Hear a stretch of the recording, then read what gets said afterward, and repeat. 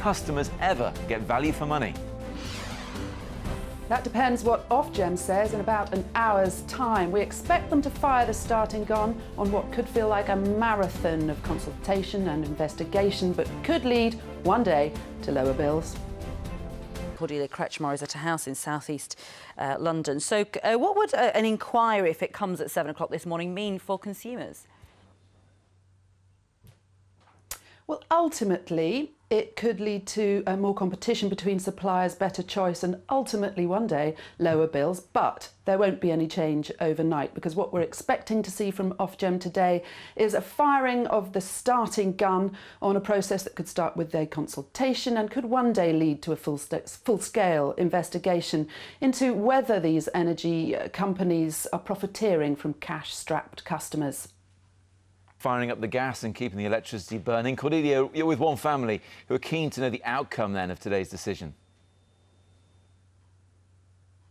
I am. This family, like millions around the country, still struggling to make ends meet after the energy companies raised tariffs in the autumn. Yes, more customers are switching, but they're switching between the big six, and they're finding there's not that much to choose between, because between them, the so-called big six, the major energy companies and suppliers, control about 50 million homes and businesses around the country. That's 95% of the market, even after these competitions have been introduced. They are also making £1.2 billion in profits every year, and they're charging record amounts for it. The average dual fuel costs £1,350 a year. Well, let me introduce you to Penny. Penny, you're a single mum on a low income. What are your hopes from Ofgem today? I'd like to see the price of fuel come down for people on low incomes.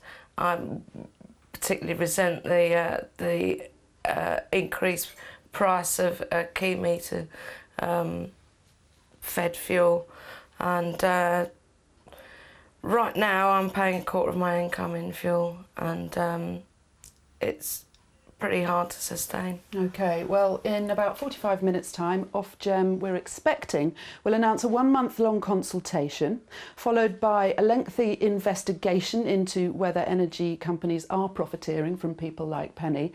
Something tells me Penny won't be holding her breath. And we'll all be trying to hold on to the pennies. Thanks very much indeed, Cordelia.